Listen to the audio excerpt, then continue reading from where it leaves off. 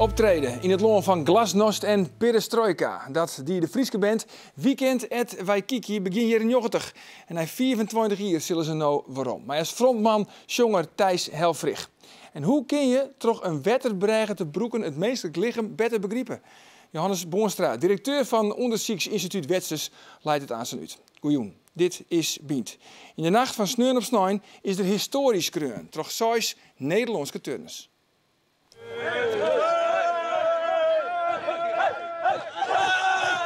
...347,444. De Olympische droom van het turnersteam wordt met dit klassement bevestigd. Een historische prestatie. Na 1928 weer een vrouwen- en mannenteam op de Spelen. Ja, Tjalling. Ja. Turncoach, een historische prestatie zou je ter hand van zetten. Ja. Enorme ontlading ook bij de heren. Ja. Dat was het natuurlijk ook volgen, hè? Sneun de nacht. Ja, ik heb er helemaal voorlijn. Computer, laptop, alles zie ik hier op me staan. Om het te volgen, de vechtstanden. Want het weer een thriller. Ja, hoe wie uiteindelijk de ontlading in thuis, in Huizen van den Berg? Ja, enorm groot. Dus ik heb bijna op een kop toen zelf. Want het weer een fantastische ontlading. Want er zit zoveel emotie op dit team. Als het juist wat ervoor gebeurde, de coach, maar daarom kan ik er thuis maar een mission statement. Ze konden het eigenlijk alleen maar redden toch maximaal teamwork te doen. Epke, maar zien zorgen kon hij wel net aan de start. Ja, laten we het er even doen. Ja. Epke Zonderland, toch de frontman eigenlijk van dit herenteam. Het boegbeeld van het Nederlandse herenturnen. Lang wie onwist dat hij wel meidwan koe. Hij ontstut zijn bijholtes, is 3 keer opereerd ook. Hoe wie hij? Hoe had hij het dien? Ja, hij had op 80% van zijn kunnen draait. En dus met name op de bregen en de rek wie hij wonderbaarlijk goed, vond ik. En het hij mooi droegen, want dat scheelt nog wat. Als je daar mooie scores van 14 punten komen. Hij scoorde 2 keer boven de 15. Dus er zijn al minstens 2 punten meer in het klassement halen, toch hem. En nou, er wist zelf wel pak 3 en 4 en 5. Dat zie je, ik ben 3 punten. Dus zo cruciaal weer dat hij mooi die. Ja, het badde al je sneun de nacht en hoe is 2 jaar wat rijden. Ik neem gewoon plat voor de televisie of net? Nee, toen lag ik al op bed. Ja, dat weer ik net op televisie. Dat wie net op televisie net iets, maar een livestream of zo? Of livestream kost wat volgen, maar dat weer ik heel moeilijk te volgen. Ja. Weer meer de standen bijhouden en de scores zien. En, het was uitgebreid studiosport, toch? Ja, een toilet. Ja, letter. Hoe is net voor op de bloemen? Hoe zijn we dat voor op te bloemen? Dat is exact. Nee. Dan nog eentjes over die orenvries. Michel Bletterman. Kun je eerst even een shit? Ja. Michel Bletterman, 24 jaar. Een trainingsmaatje van Epke Zonderland. Een stijlvolle turner die in het afgelopen jaar een enorme progressie heeft geboekt. Kijk, prachtig de Jamidov-draai, de vooropzetbeweging en het dubbelsalto voorwaarts met een voortreffelijke landing. En scoort hier 14,800 voor Nederland. Ja, komt uit Ljouwert, Michel ja. Bletterman. Hij had alle taststellen turnt. Ja, en hij wie echt gewoon in buitengewone vorm. Ja, hij wie de absoluut de beste meerkamper. Want die horen die rekken geblesseerd aan de knibbel. Dus die kon maar een paar toestellen draaien. De gespierde spijkers, hij nemen we hem. Maar dat wie echt enorm goed. Hij had 3 toestellen zijn persoonlijke records maken. Hij had een score stem van aanmoediging van de rest van het team. Deze jongen had eigenlijk weer het hoogtepunt van het Nederlandse team. Dat wordt onderschat, maar dit is een absolute wereldtopper. Nou, dan is het mooi. Hè? Nou mooi we dus voor het eerst toen jongetje 28 mooi de Nederlandse heren ja. mooi van de Olympische Spelen. Cruciale vraag natuurlijk nou. Had zij er komens op eremetaal derde in Rio? Als team helemaal niks. Sorry? Helemaal niks. Helemaal niks? Nee. Als team geen schijn van komens? Nee, geen schijn van komens. Door 12 teams mooi. En nou, 10 of 12. Maar dat doe je net van mooi. Het gaat nou erom, en dat wordt een hele oren politiek. Dan krijg je een totale oren wedstrijd. 5 turners moeten daarheen. En eigenlijk mag je een team samenstellen waarbij meest een kans hebben op een individuele medaille. Dus op een rek of ringen of een toestel. Bijvoorbeeld Epke is dat onbelangrijk een zekerheidje? Epke is een zekerheid, want die kan op brug net, maar op rek zeker een medaille hebben. Juri van Gelder heeft ze thuis laten. Nou, bij dit OKT. Die een 0 waarde van het team. Maar in de volgende wedstrijd, hij kan bij de eerste 8 komen, sowieso, in het toestel. En in de ringen kan hij een finale halen. Dus dat zoals Juri van Gelder, nooit thuis litten, maar hij mat aan zijn mooi. Ja, want die vet is hij mooi. Ja. En dan heeft nog de jongen die nou een toestelfinale hellen heeft, die komen er nog een paar bij, 2. Ja. die hierbij zitten. Wammers, zo misschien nog mooi kennen. Wammers kan mooi sprong en vlieren helien. Maar hoe komt het dan? Maar de man die dit dus al je mogelijk maken heeft, Michel Bletterman uit Ljouwert, Ja.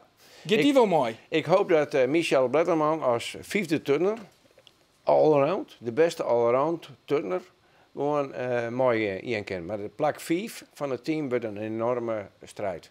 Maar dat zou je dus eigenlijk van Michel Bletterman, de man dus die te verzwargen heeft. Ja, dat ze absoluut. aan ze voor het eerst, ik zei het nog eens, zo'n jongetje in 28, Ja. maar het wel mooi onder Olympische Spelen. Ja. Die Michel Bletterman, die kon zo best onwijzig wezen dat Ja. hij aan ze net mooi naar de Olympische Spelen. Ja, de brenger van, de drager van het team, want dat vond ik echt, die kunnen best wel eens dat die volgende keer thuis zit. Ja, dat is de tragie van de topsport. Maar dat is topsport. Dat is topsport, ja. Dank. Ja, Charlie. graag. Trouwens, Takom Vreed, dan in Bean Sport, is Epke Zonderland te gast hier in deze studio. Wat moeten we eens met bijzondere oude boeken die je eens net voortsmieten kennen? In de blokjes Patten hebben ze daar een oplossing voor. Aanzien hebben we daar een reportage van. Heel wat oors nou, want het is misschien wel de oase in de Frieske kenniswoestijn. En dan heb ik het over het onderzoeksinstituut Wetses internationaal zien, een echte hotspot op het gebied van wetteronderzoek. Johannes Boonstra is directeur en oprichter van Wetses. Mooi op. Mooi oprichter, excuus daarvoor. Deze week wordt er een heel wichtig onderzoek gepubliceerd door de Amerikaan Adam Wexler bij Jim. Wat heeft hij kijkt ontdutsen? Nou, hij had eigenlijk wetenschappelijk aantoond dat er een 4e staat van wetter is. En we kennen alle even zelf ijs, en we kennen vloeibaar wetter, en we kennen dampvormig wetter. Maar hij had aantoond dat er nou een 4e staat is. En wat is dat dan? Nou, dat zit er dus ergens tussenin. En misschien wetterbregen het eigenlijk aantoond dat dat er is. Dat wetterbregen fenomeen, dat konden we eigenlijk al heel lang. Hè. In de vorige eeuw is dat al bekend. Maar dat wij nooit begrepen. En toch zien onderzoek heeft hij nou aantonen dat het werkelijk een 4e staat van wetter is. Nou, en dat toch begrijpen we wetter eigenlijk op een hele betere manier. En ja, veroordeelt ik de manier waarop we zeggen, nou bijvoorbeeld wetterbehandeling, waar wij goed in binnen, maar bijvoorbeeld nou het menselijk lichaam, hoe het wetter zich daarin gedraagt en bijvoorbeeld in planten, hè, dus landbouw kan er ik van profiteren, in ieder geval van die nieuwe inzichten. Zullen we eerst even zien naar Wexler Ja, zelf, dit wat we hij zei over zijn eigen uitvinding? We see water in the environment, we know water is essential for life, but yet we don't really understand why water is the basis of life. There has to be some physical, chemical reason for that. And that's really what drives me, is to understand this. What we found in the water bridge has begun to reveal some of the link between water and life. We use on this machine 20,000 volts. It had been around for a long time, and people had looked at it, people had made YouTube videos of it, it was on the internet. That's actually how we found out about it. But no one had really stopped and said, what's really going on here?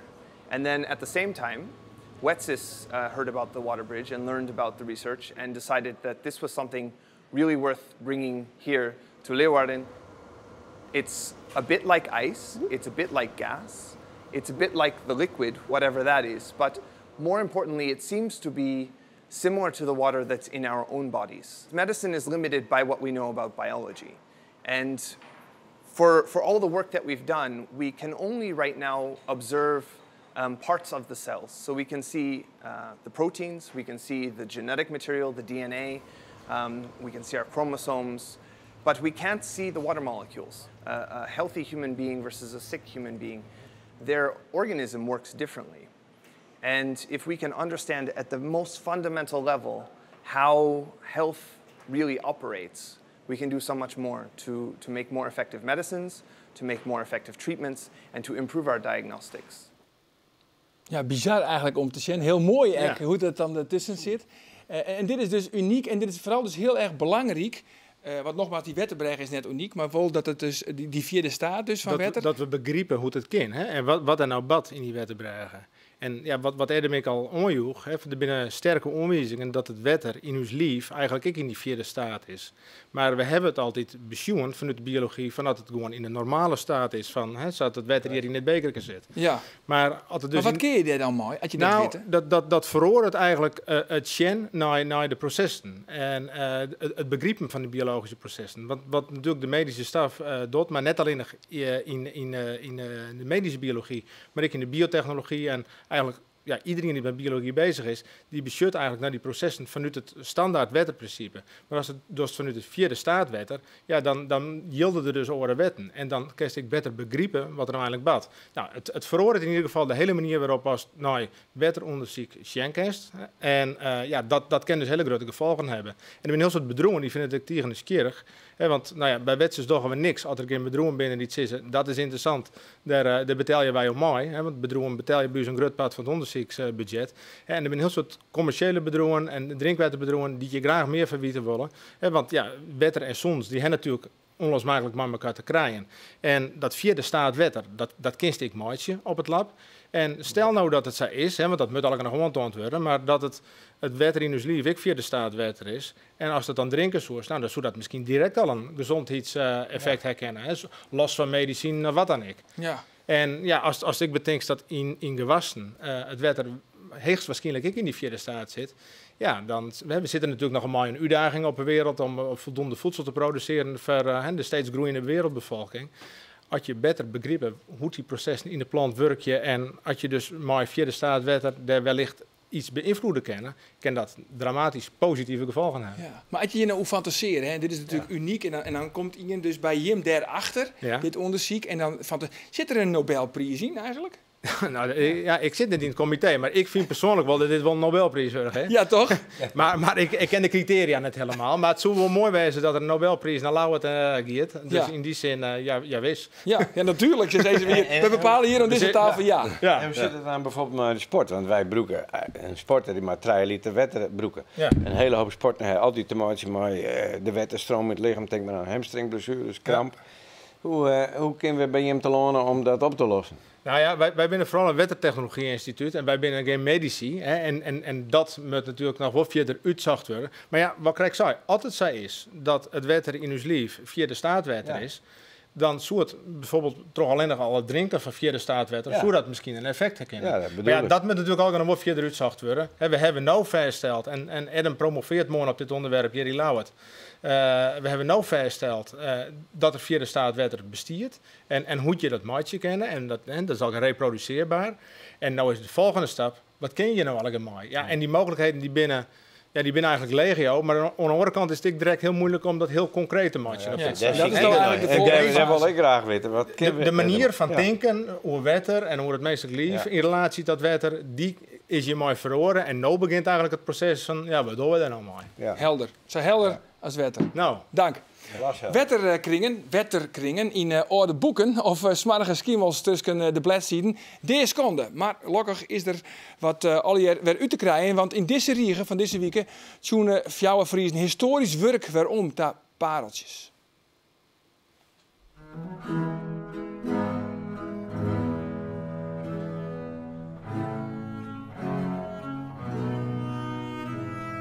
Eeuwenoude boeken, atlassen en kaarten brengen handels en antiquariaten uit de hele wereld naar de blokjespatten van Ljouwert. Want daar maak je de Frisian colorists en restorers maar een soort leefde weer pronkstukjes van oude en sconciëre werken.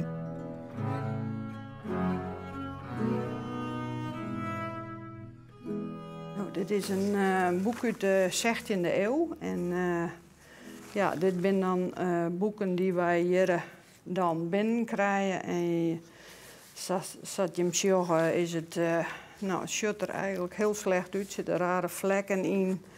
Er zitten skimmels in. Ja, dan brengen ze het hier voor restauratie. En wij kennen dat hier aan. En je ziet dat je een heel stuk mist je rauw. En wij kennen dat hier aanvezelen met papierpulp. Wat ik nou aan de waan ben, is even zien hoe de nummering is van zo'n boek. En dit is voor de boekbinder, deze nummers. Dus daar moet ik altijd rekening mee houden voordat ik een boek uit kan halen.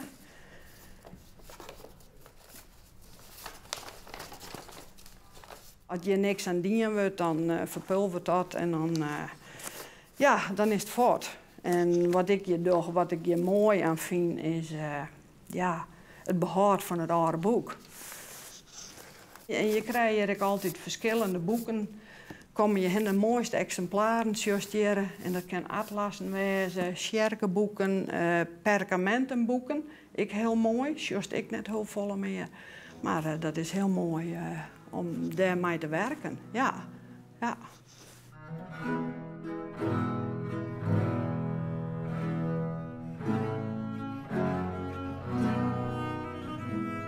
Nou, sure, dit is ik een boek die restaureerd worden moet. En ja, die hele rij die is helemaal kapot.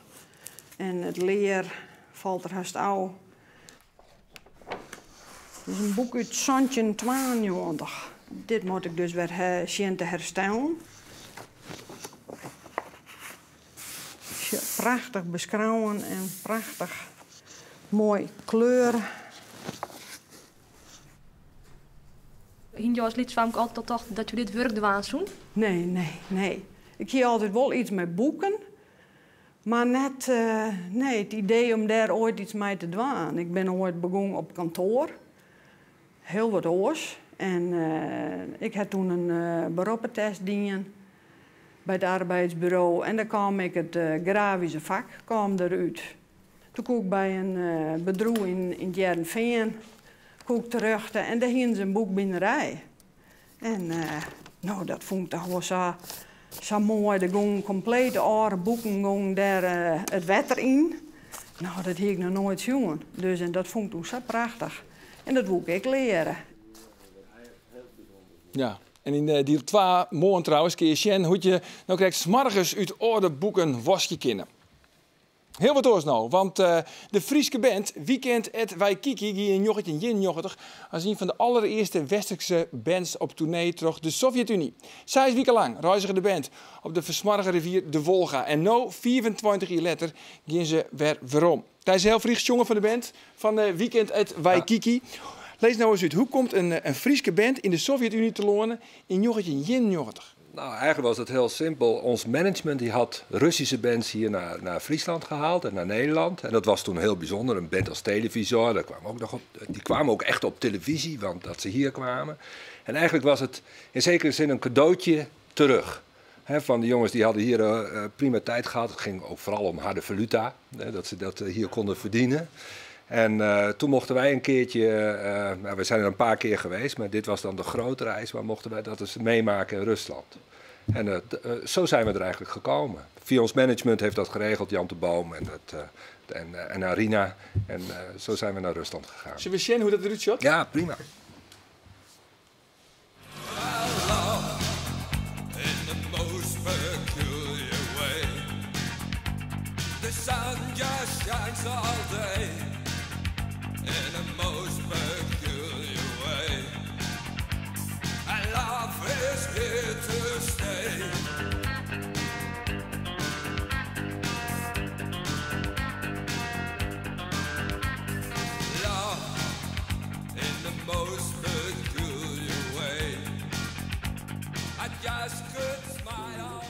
Ja, je ziet nek op die boot, hè? Ja, nou, het was niet helemaal deze boot, hoor.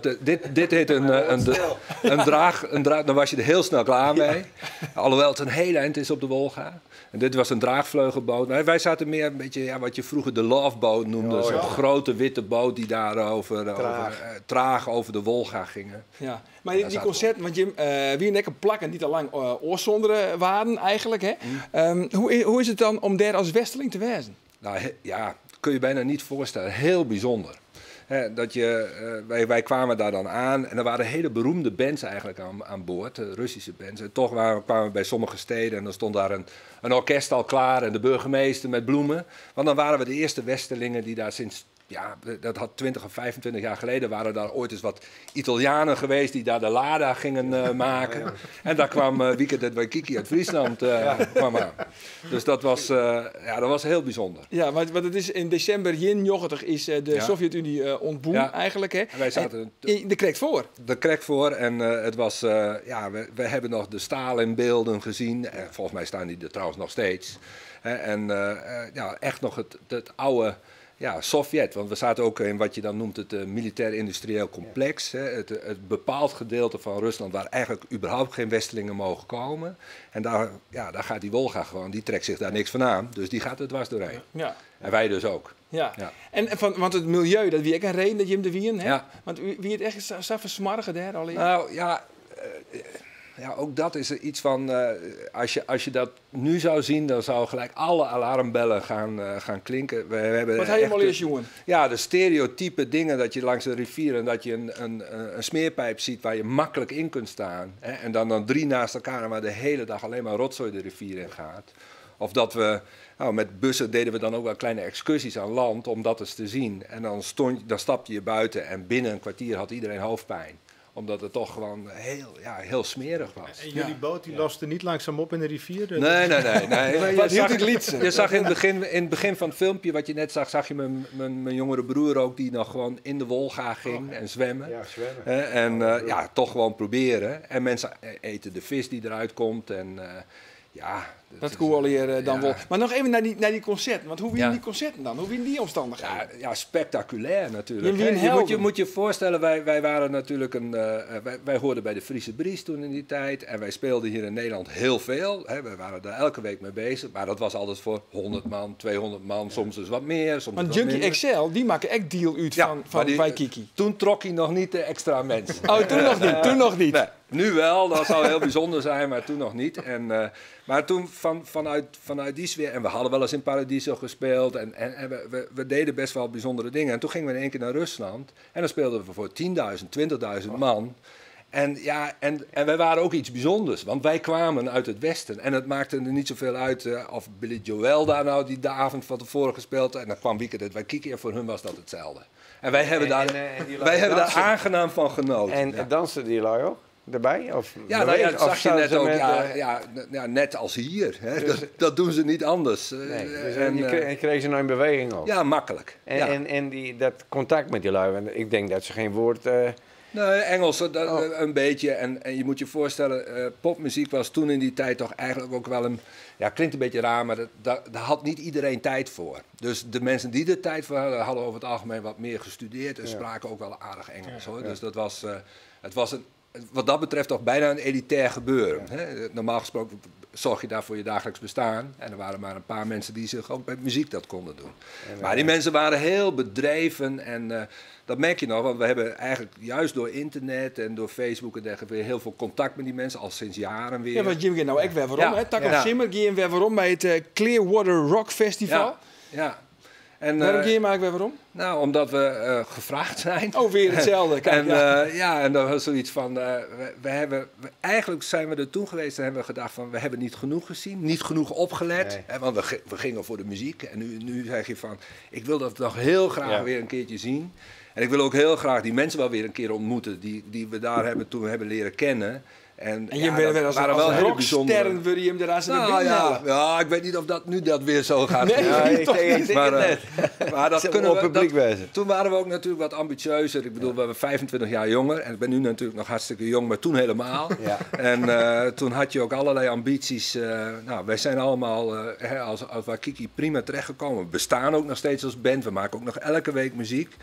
Maar er is 1 of 2, waaronder Tom Holkenborg, die zijn geld met muziek verdient. En wij zijn allemaal wat anders geworden. Ja. Maar muziek is nog steeds voor ons allemaal. Er zit een rechter bij, een professor. We hebben echt leuke banen allemaal gekregen.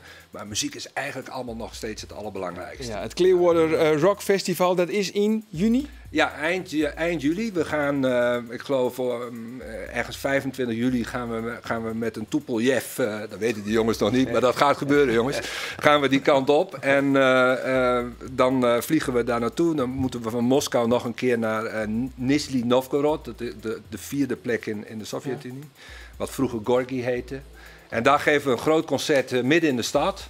En daar verwachten ze 10.000 tot 20.000 mensen. Nou, dat is lekker globaal groot. Ja, toch? Heerlijk. En dan gaan we nog een paar dagen weer met zo'n boot de Wolga op. En dan zal er wel wat gedronken worden. En dan gaan we weer terug naar huis. Oké, nou drink vooral lekker een beetje water.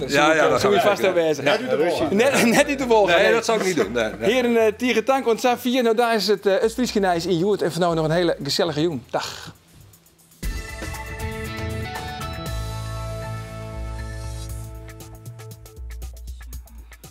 Theo, op wacht dat programma wat er. Zet de televisie morgen weer op Bient, want dan zal Reinoud Ritsma voor u naar de bizarre tentoonstelling van Dada in Museum Drachten voor een recensie.